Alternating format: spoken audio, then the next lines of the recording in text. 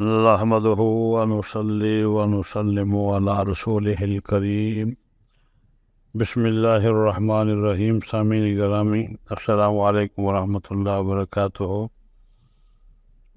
ज़बहशुदा जानवर के खून के छींटों का शरई हुक्म क्या है?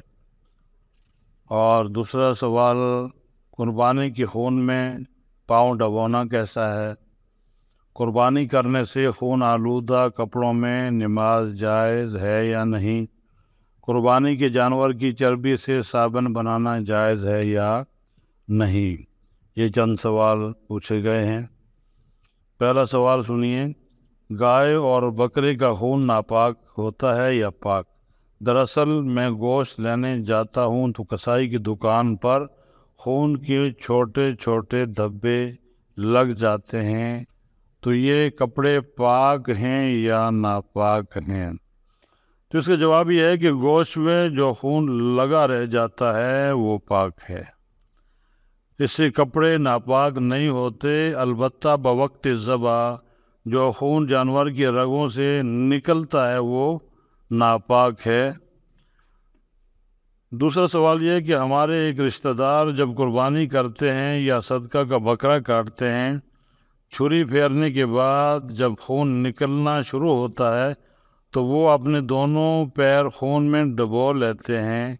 ये उनका कोई इतिकाद है? ये जायज़ है या नाजायज़ है? तो इसका जवाब ये है कि ये खून नजिस है और निजासत से बदन को आलूदा करना दीन व मज़हब की रूह से इबादत नहीं हो सकता, इसलिए ये इतिकाद गुनाह और ये फ़ेल नाजायज़ है। इसी तरीके से कुछ लोग दरख्तों को कुर्बानी का खून डालते हैं, ये भी एक बेहुदा अमल है, इसकी शरई हैसियत कोई नहीं। कुछ लोग जो है औलाद नहीं होती जिस औरत की, उसको खून पिला देते हैं कुर्बानी के जानवर का, ये हराम है, नाजायज़ है। फिर सवाल यह है कि कुर्बानी के जानवर का खून अगर कपड़े पर लग जाए तो नमाज हो सकती है या नहीं? तो इसका जवाब यह है कि कुर्बानी के जानवर का बहता हुआ खून भी उसी तरह नापाक है जिस तरह किसी और जानवर का खून कि अगर मामूली छींटे पड़ जाएं जो मजमूई तौर पर अंग्रेज़ी रुपया की चौड़ाई से कम हो तो नमाज हो जाएगी, वरना नहीं।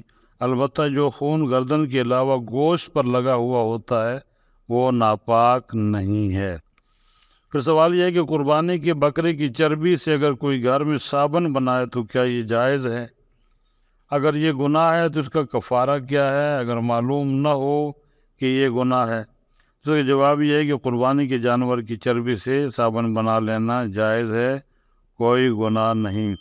इसी तरीके से कुर्बानी के जानवर या जो भी जानवर मज़बूह है, ज़बह किया गया है जायज़ तरीके से, उसकी चर्बी से मोमबत्ती बनाना या इसी तरीके से उस चर्बी को खुर्दनी तौर पे इस्तेमाल करना, उसके साथ रोटी वगैरह खाना, ये जायज़ है, इसमें कोई शक की बात नहीं है। वल्लाहु आलमु बिस्सवाब।